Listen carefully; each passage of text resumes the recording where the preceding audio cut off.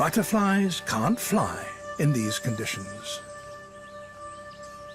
Insects are cold-blooded. Their bodies are the same temperature as their surroundings, so they are lethargic in the cool of the morning. In the mountains, insects are unreliable messengers. There was a need for a safer pair of wings.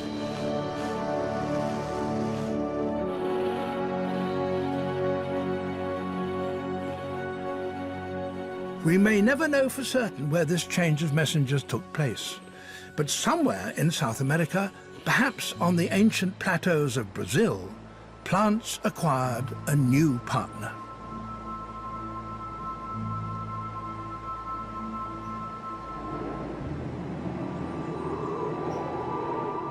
It probably happened about 50 million years ago. In the cool climate, plants needed a reliable messenger, and there was a bird that could fill that requirement.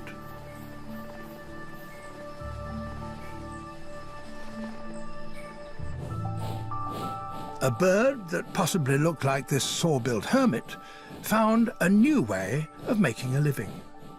This ancestral hummingbird was most likely an insect and spider eater, its heavy bill adapted for grasping its prey.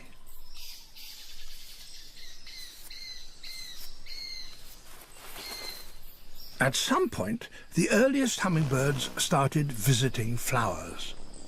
Did they do it to extract insects from the blossoms? Perhaps. But as soon as the habit developed, then the birds could carry pollen from flower to flower.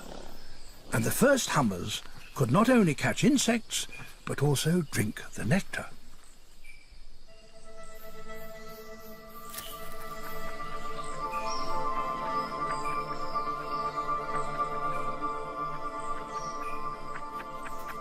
The original hummingbirds, with their heavy bills, were relatively large and rather clumsy flyers. But this was the beginning of a long relationship with the plants, and the birds evolved to better suit their new ways of life.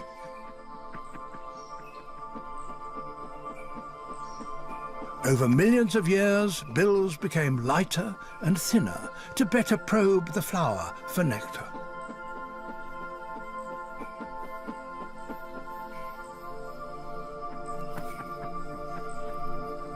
To reach the flowers demanded great flying prowess, and the early hummingbirds became smaller and more agile than their ancestors.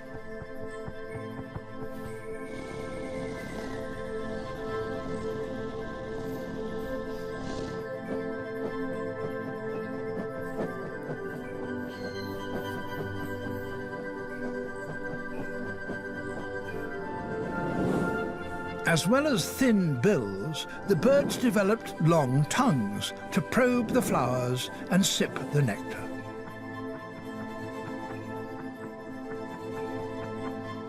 Reaching the nectar demands a huge amount of energy, and so hummingbirds did everything to lower their weight.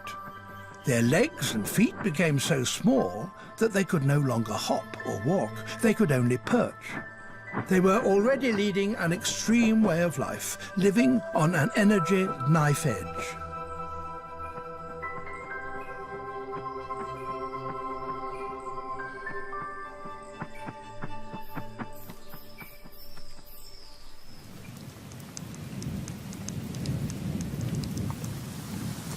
The early hummingbirds offered a reliable service to their plant masters, able to fly in all weather conditions and get through with the pollen.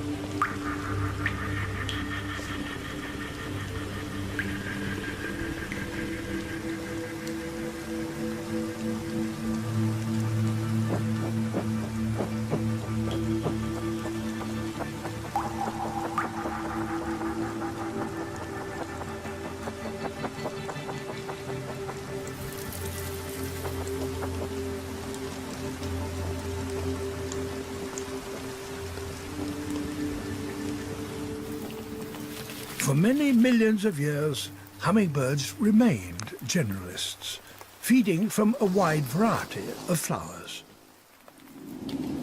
And many plants took up with the new pollinators. Today, there are over 8,000 different kinds that depend on the birds.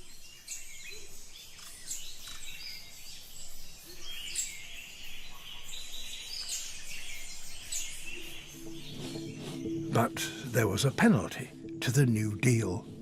The plants had to supply more food for their dependable warm-blooded messengers exactly for that reason. Warm-blooded birds use 10 times more energy than the cold-blooded insects they replaced.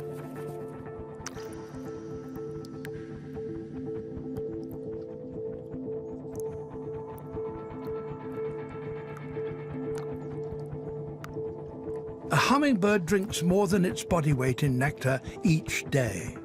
And hummingbird flowers produce a copious amount of liquid to suit their messengers.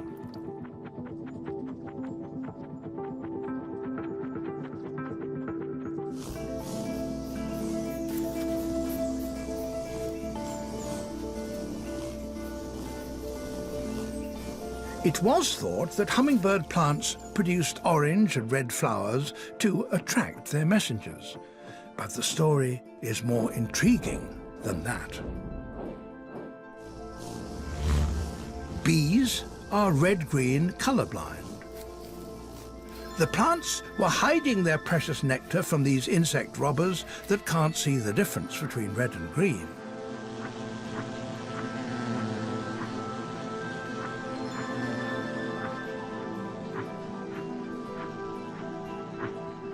Whilst making it obvious for their feathered couriers.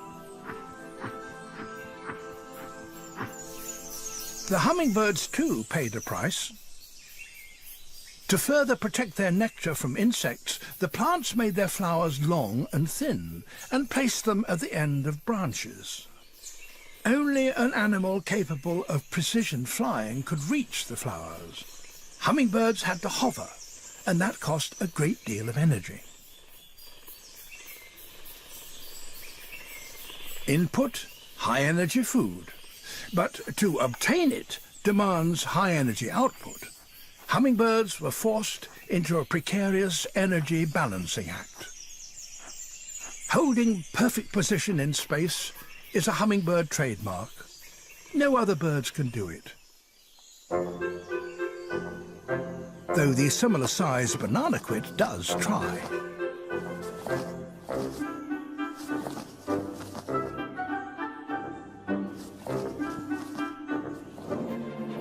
But in truth, compared to a hummingbird, other birds look clumsy.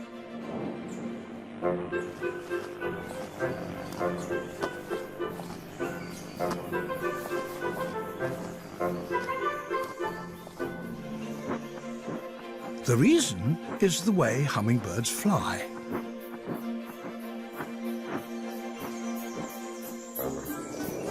All birds, except hummingbirds and swifts, their distant relatives, gain power and lift on the downstroke, then fold the wings for the upstroke and repeat. Hummingbirds keep their wings stiff and do not fold them. Instead, they rotate at the shoulder so that the wing twists, giving lift and power on both strokes.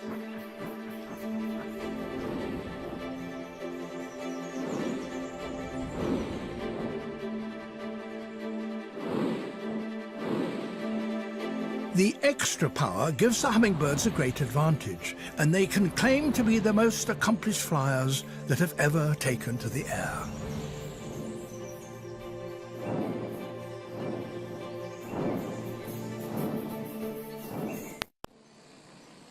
Until recently, there was nothing that could compare with a hummingbird. That is, until a high-tech company in California invented a robotic one.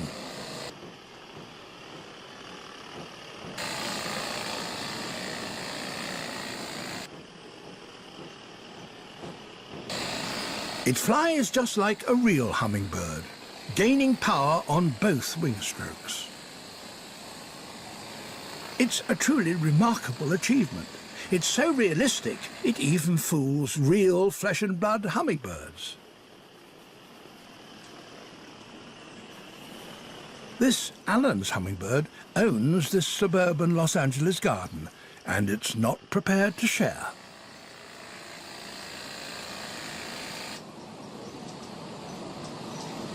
Things reach a crisis point when the robot hummer approaches the real hummingbird's nectar feeder. Time to attack. The feathered hummingbird is only a quarter the size of the robot, but he still tries to drive off the interloper by dive-bombing it.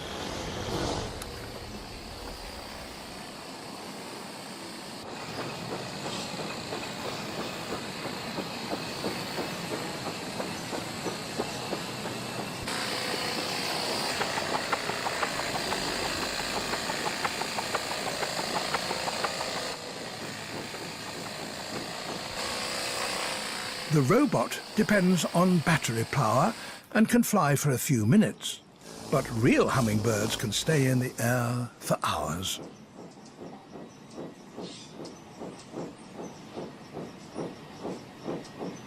Their special mode of flying gives the hummingbirds the power to maneuver in all sorts of ways. Unique among birds, they can fly backwards.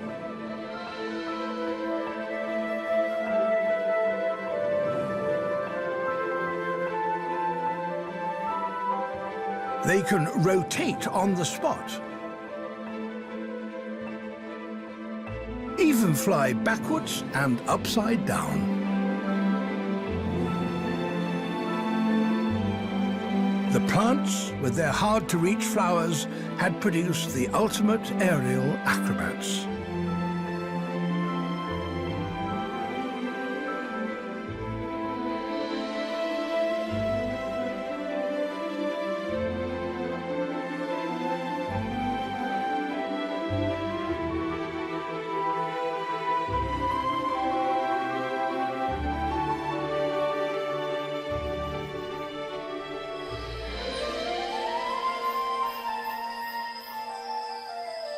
All this virtuosity in the air costs energy.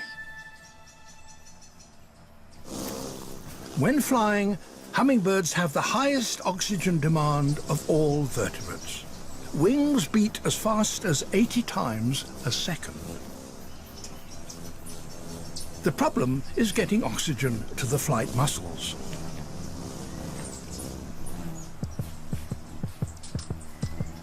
When the bird is perched, the heart beats around 400 times a minute.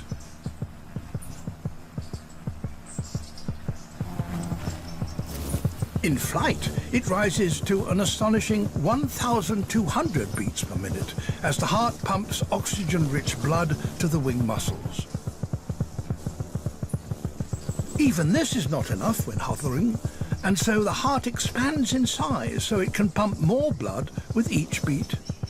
When this happens, the blood circulates around the whole body, heart to lungs, to heart to muscles, and back to the heart in under 1 second.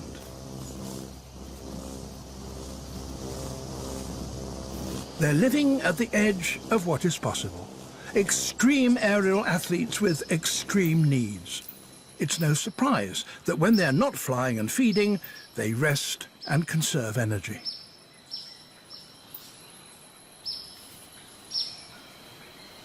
Hummingbirds spend 80% of the day perched, and so they have time to stretch muscles and groom all-important feathers.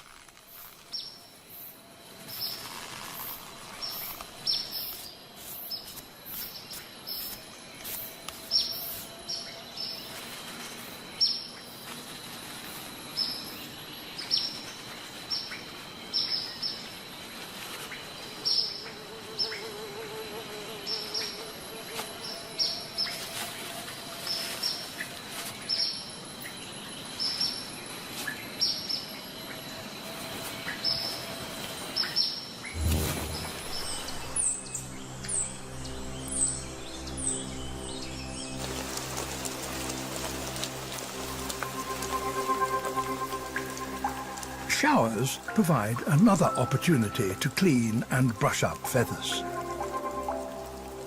Unlike insects, hummingbirds seem to relish the rain. So when the skies open, the minute birds take to the leaves to bathe. Even a banana quit joins in.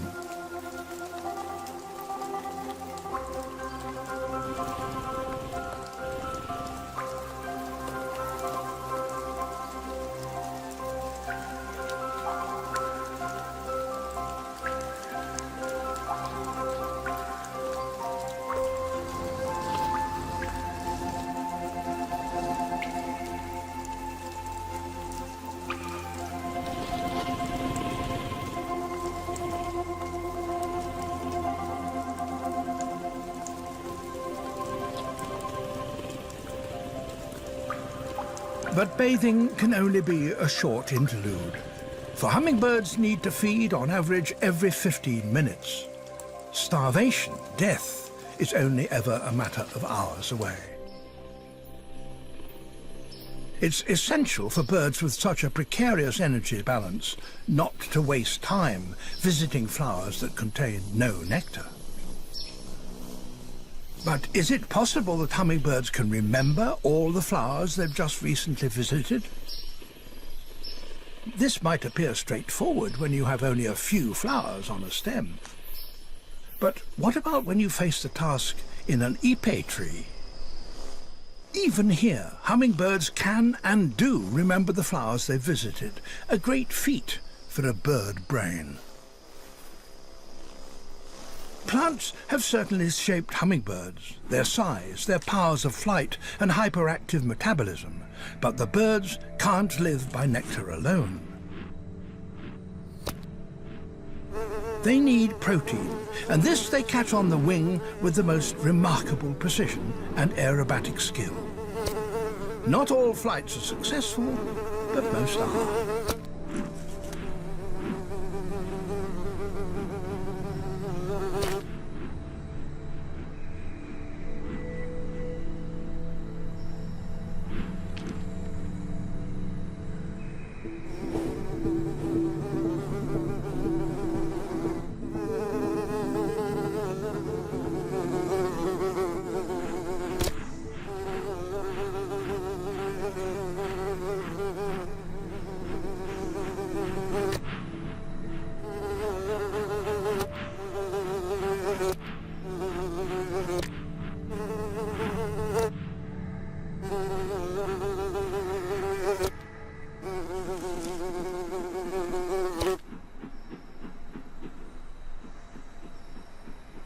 The birds need the protein to build muscles and replace feathers. The only problem is avoiding choking on the tickly little flies.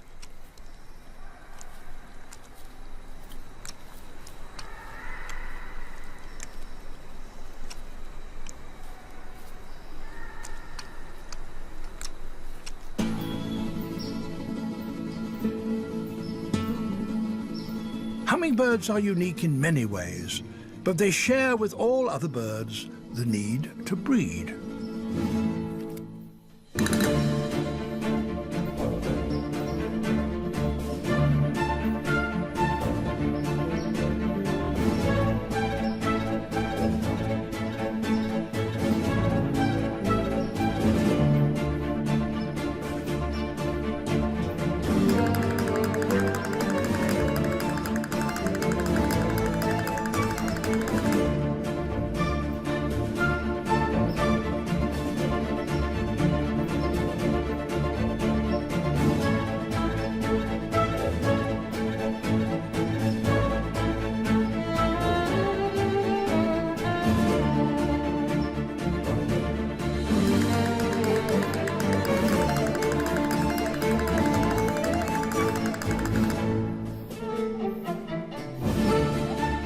The male wire-crested thorntail has a bizarre way of impressing a female. Its courtship lasts a matter of seconds and was unnoticed until the high-speed camera revealed its unusual nature.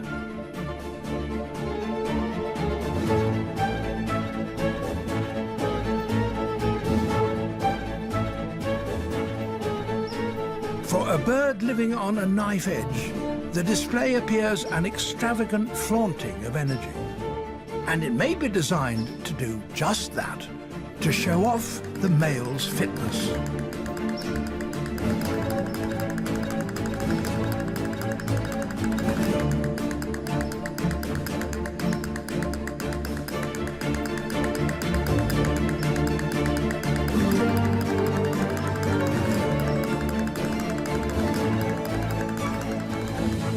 Despite all his energetic endeavors, this female remains unimpressed.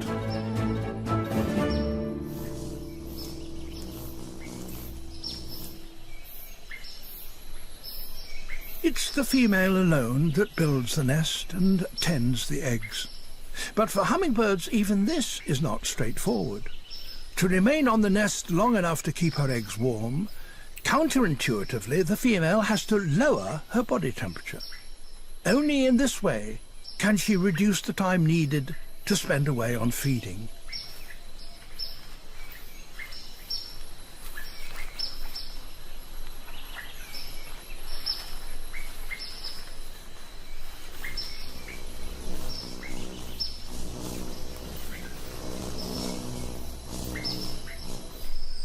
The most dangerous time in a hummingbird's life is when it's a chick.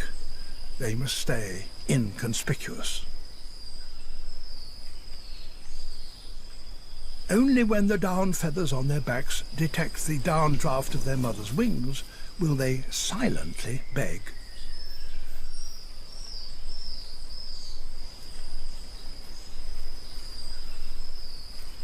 The chicks are fed a rich mix of nectar, pollen and insects. But despite all this attention, few nestlings reach adulthood. Even as adults, hummingbirds face severe problems. They have to refuel with nectar every 15 minutes. So how do they survive the hours of darkness?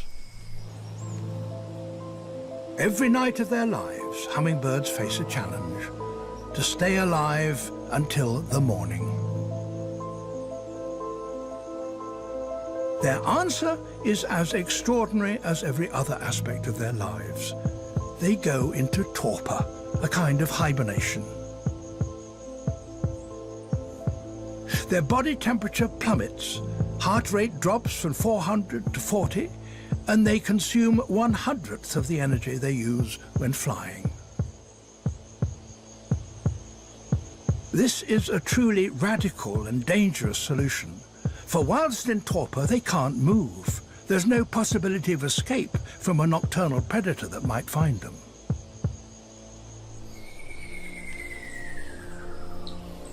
As day approaches, they start to shiver and warm up. It may take half an hour before they return to normal.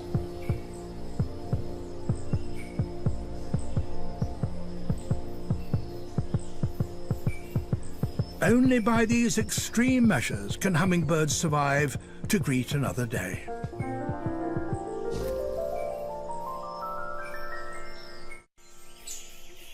Living an extreme, hyper-energetic life as they do, hummingbirds must ensure they have a supply of nectar.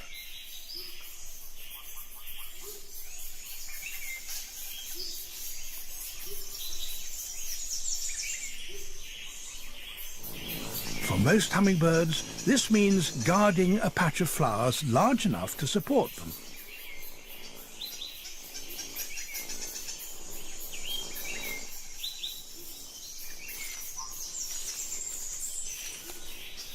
The flowers are a bird's lifeline.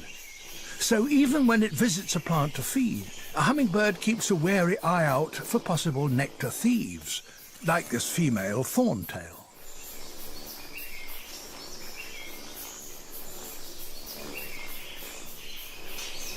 Most trespassers, when confronted by the rightful owner, back off and leave the territory. But in the main, owners defend their patch of flowers by the most flamboyant display of colour.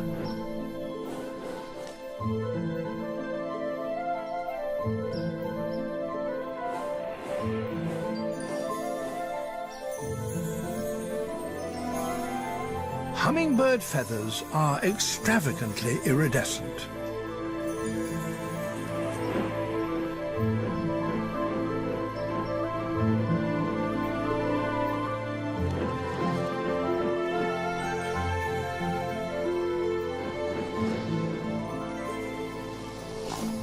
The colours are not produced by pigments, but by layers of microscopic air bubbles in the feathers.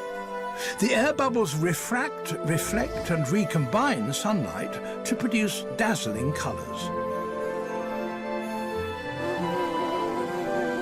The colours depend on the angle of sunlight, so hummingbirds can switch on and off their brilliant signals, flashing a warning to an intruder, but able to hide from an enemy.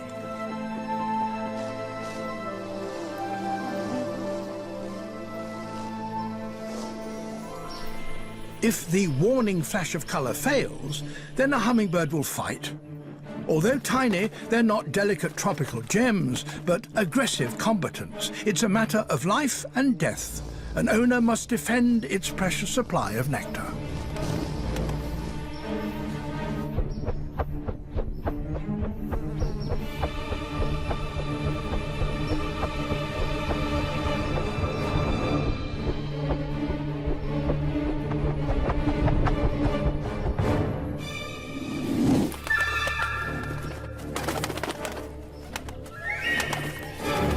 As befits the greatest flyers, much of the fighting is in the air.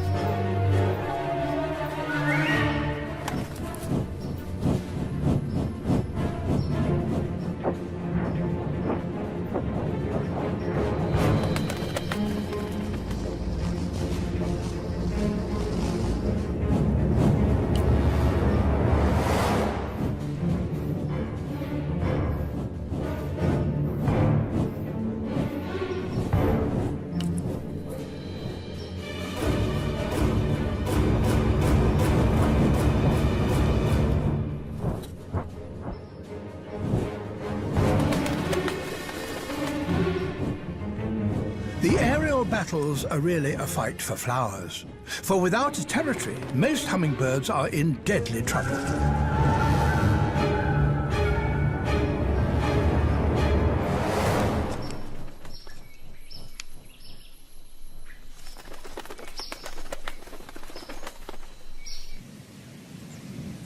In northern Brazil, there are even temporary territories that last just a matter of hours. The cactuses that colonize the bare rock only reveal their flowers in the afternoon.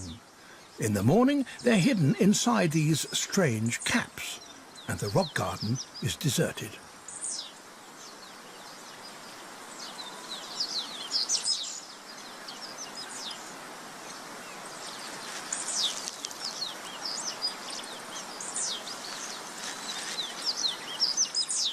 But when the flowers open, then hummingbirds appear as if by magic. They remember when the nectar becomes available.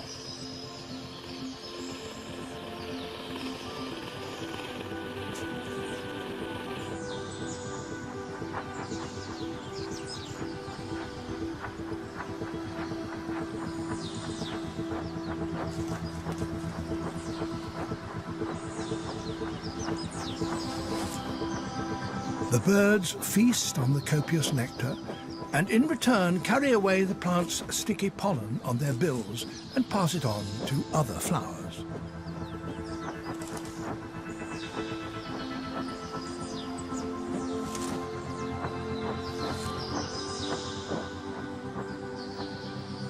The hummers carve up this miniature world, patrolling their airspace and chasing off interlopers.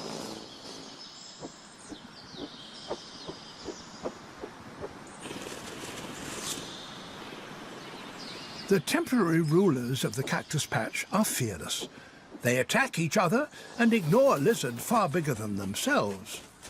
But when it comes to bees and wasps, they retreat. Hummingbirds are too small to risk being stung. It would be fatal.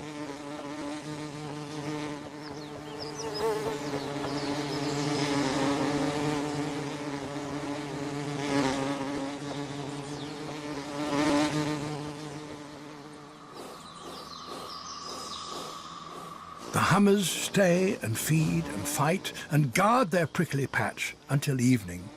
Then, as the light fades, they gradually slip away, to return next afternoon.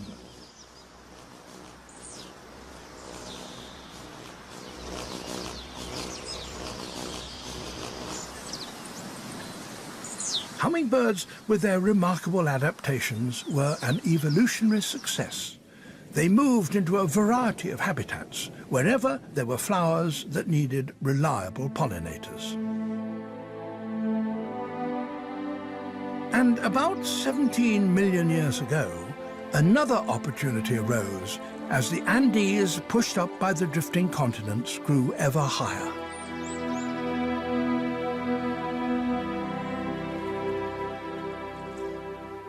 The volcanic Sierra reached up to over 5,000 meters, higher than the ancestral Brazilian plateau, creating new habitats. The mountains also brought new challenges. There was less oxygen at these dizzy heights, and the air is thinner, less dense.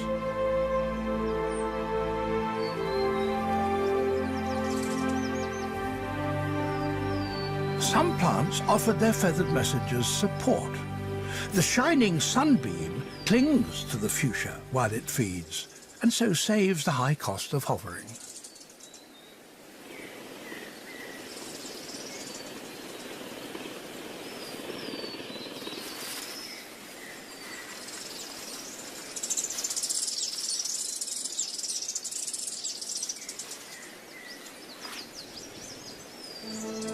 Other birds found a different way to cope with life in the high mountains.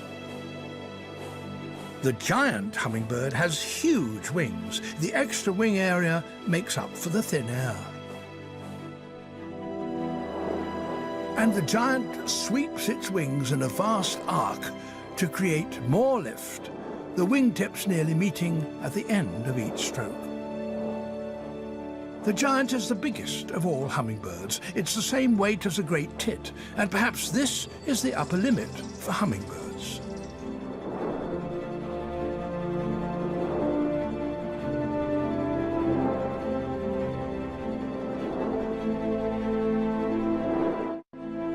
The Andes, with their wide range of habitats, produced an explosion of hummingbird species. Half of all the kinds of hummingbirds live in these mountains, along with their plant partners. And a few plants formed a closer relationship with their sexual messengers. This is angel's trumpet, and its flowers are enormous, 20 centimeters long.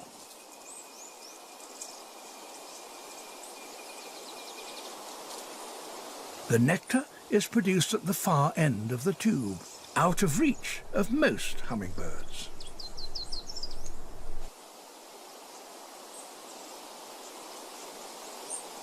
This coronet simply doesn't have the means of reaching the nectar.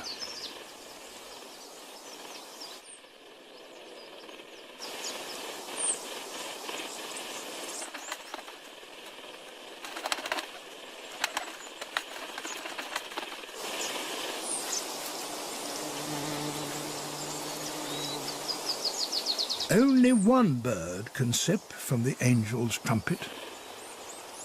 This one, the swordbill. Its bill is actually longer than its body. It has the longest bill, relative to body, of any bird in the world. And that remarkable beak and equally long tongue allows the swordbill to feed where no other bird can.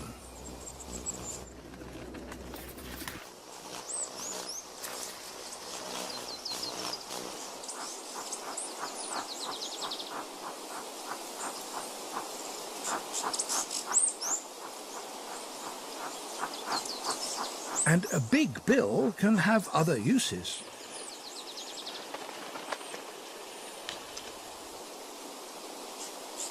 The angel's trumpet is not the only plant to form an intimate bond with the swordbill.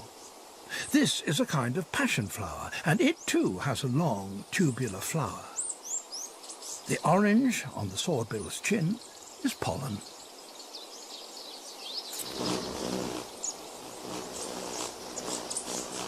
Each time it drinks from the passion flower, pollen is transferred back and forth between plant and bird.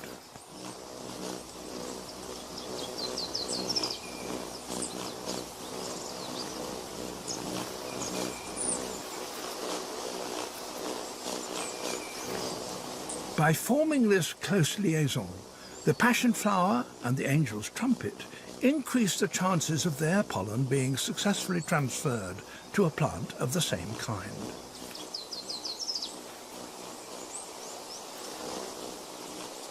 And the hummingbird has the nectar of the plants all to itself, so both plant and bird benefit.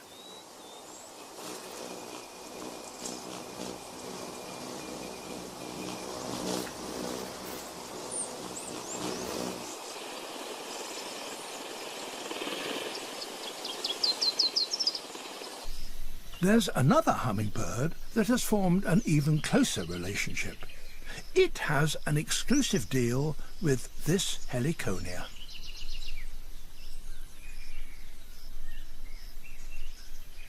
The heliconia protects its yellow flowers inside robust red bracts.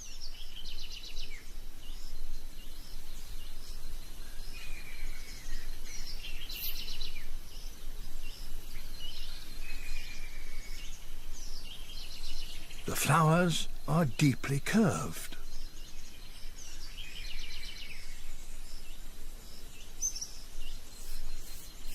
Only this bird can reach the nectar.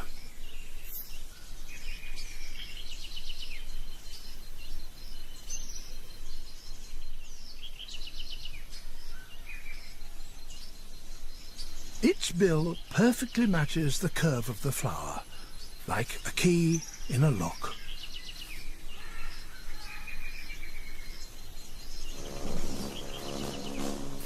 As it feeds at its private flower garden, pollen is dabbed onto its head. The bird transfers the pollen from one plant to another, ensuring successful pollination.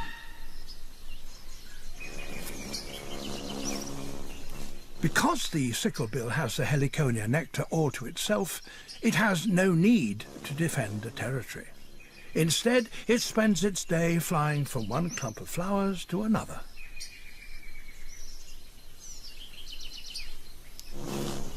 And not needing to display its ownership of flowers, the sicklebill is not iridescent. Rather, it's quite dull, camouflaged against its exclusive flowers.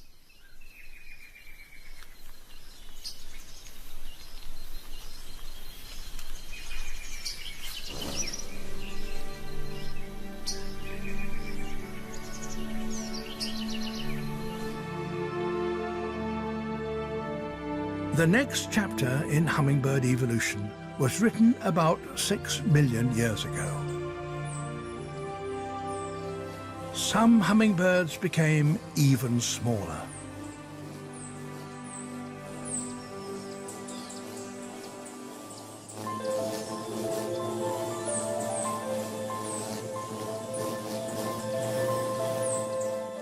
These micro hummingbirds are amongst the smallest warm-blooded creatures on Earth.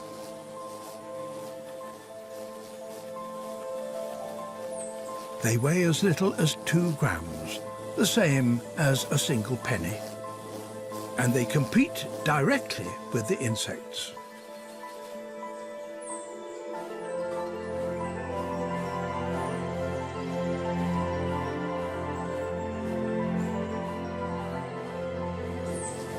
They're not only smaller than other hummingbirds, they look dissimilar and they behave differently.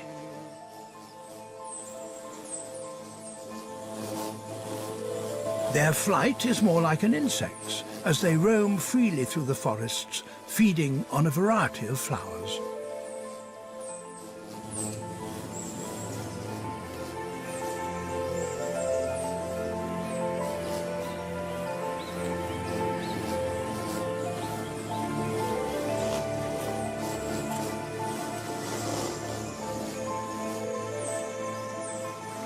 The mystery is why the tiny hummers, like this wood star, are not attacked by the bigger territory owners.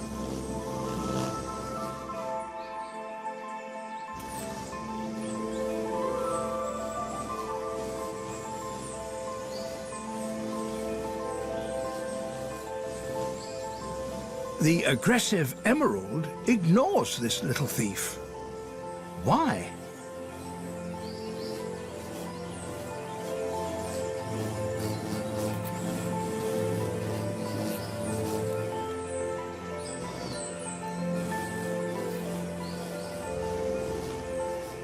More mysterious still, the miniature wood star shows no fear at all as it plunders the emerald's nectar store.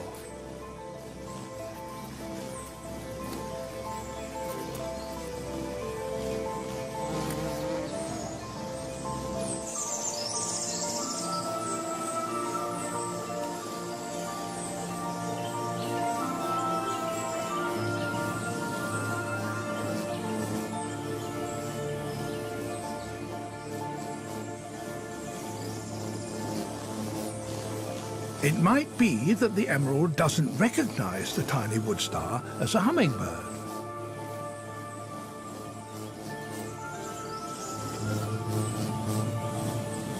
Rather, its small size and insect-like flight fools the bigger bird.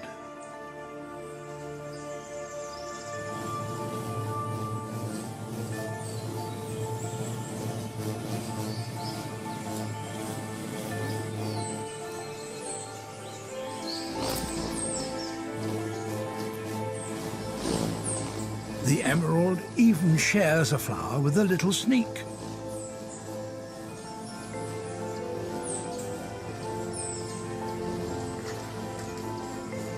Could it be that the wood star is trading on the hummingbird's inbuilt fear of wasps and bees?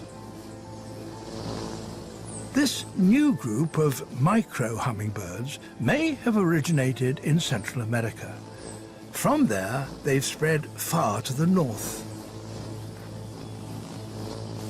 The draw was flowers.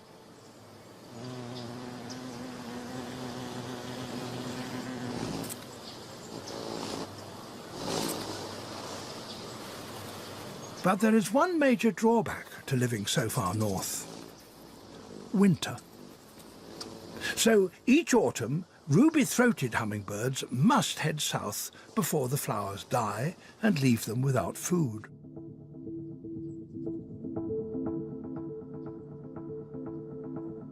By September, they arrive in places like Rockport, Texas.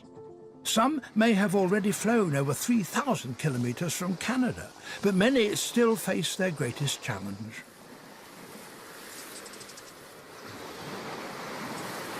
They must continue south, and for some, that means crossing the vastness of the sea.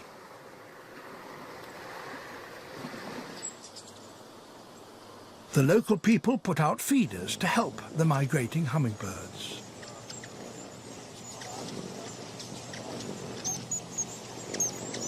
Each arriving hummingbird feeds furiously. They must gain weight, converting sugar-rich nectar into fat. In just 3 days, a bird will almost double its weight. This is the equivalent of a human of average weight putting on over 50 kilos of fat.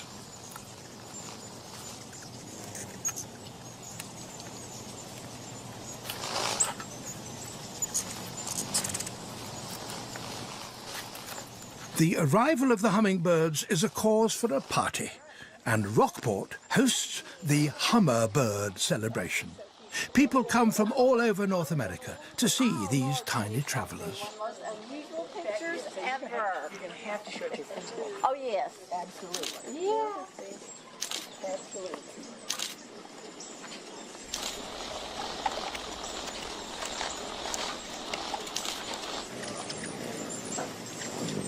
At the peak of the migration, Rockport is temporary home to tens of thousands of hummers.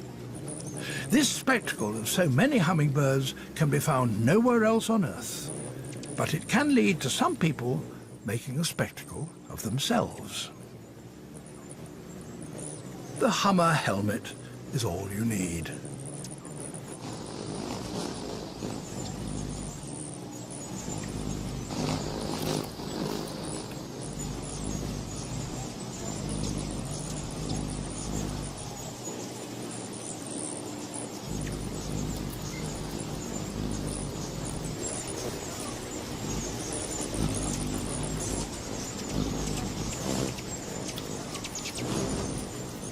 Once the birds have put on enough fat, they move the short distance to the coast. The time has arrived for the greatest test of their powers of flight. The nighttime journey, at least 800 kilometers non-stop, is an enormous undertaking for such tiny birds. A last sip, and the birds set off across the Gulf of Mexico. Much about the journey remains unknown, but recently scientists have tracked the birds using the Doppler radar of the United States National Weather Service. Designed to discover water droplets inside clouds, this sophisticated radar can also reveal the path of flocks of small birds, including hummers.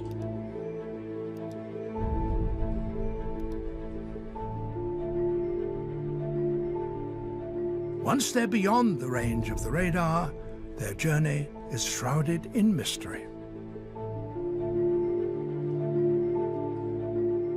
There is much we still do not know about hummingbirds, about their secret high-speed lives. But what we do know is that they are the most remarkable, colourful, energetic, and acrobatic of all creatures.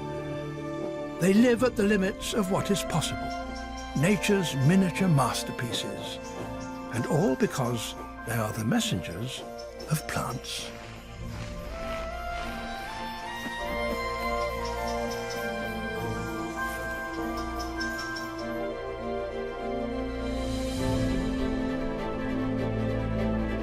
To watch the